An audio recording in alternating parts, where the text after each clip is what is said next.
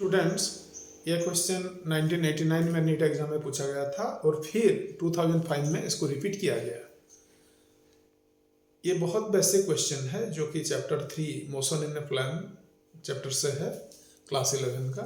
If the angle between the vectors a and b is theta, the value of the product b cross a dot a is equal to how much. Students, ये पूछा गया है। आप देखिए, the value of the product b cross a, ठीक है। Suppose इसको हम और एक वेक्टर ले जाते हैं c, जो कि b क्रॉस है, उसको हम c वेक्टर ले जाते हैं। तो ये c डॉट a के बारे में पूछ रहा है। तो जो c डॉट a है हमारा, वो क्या है student? b cross a dot a है, ठीक है। b cross a dot a एक डॉट प्रोडक्ट है दो वेक्टर का। तो ये क्या हो जाता है? c डॉट a का वैल्यू क्या है आपको पता है? ये हो जाएगा मोड c को अगर हम सिर्फ लेटर c से लिखते हैं, मोड a को वेक्टर a का जो मैग्नीट्यूड है उसको सिर्फ वेक्टर a लेटर a से लिखते हैं, तो ये बन जाता है ca cos ऑफ,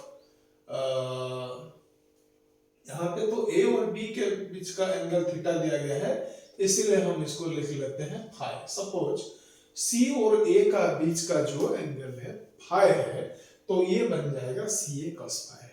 और ये जो c और a के एंगल का बीच का जो एंगल है स्टूडेंट, दोनों के बीच का जो फाई है वो क्या है?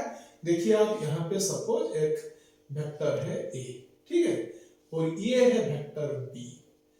ये जो वेक्टर a और b है, इन दोनों का एंगल क्या है स्टूडेंट? थीटा है। ये दोनों एक प्लेन में लाई करते हैं। दो वेक्टर्स हमने पढ़ा मोशन इन ए प्लेन। जब और एक वेक्टर c होता है जो ये दोनों का प्रोडक्ट होता है, तो उसका डायरेक्शन कैसे होता है स्टूडेंट? ये दोनों जिस प्लेन में रहते हैं उसके तरफ ये परपेंडिकुलर होता है।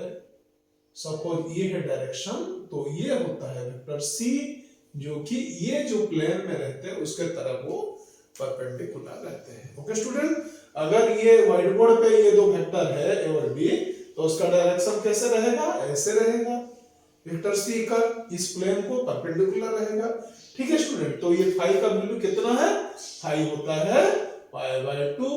सो ये बन जाएगा ca cos पाई बाय 2, क्योंकि फाई जो एंगल है वो c और b के बीच का एंगल है पाई बाय 2, a और c के बीच का एंगल भी है पाई बाय 2। तो b क्रॉस a और a का बीच का कितना रहेगा एंगल? पाई बाय 2 या 90 डिग्री रहेगा स्टूडेंट। और हमको पता है cos पाई बाय 2 जो होता है वो होता है 0।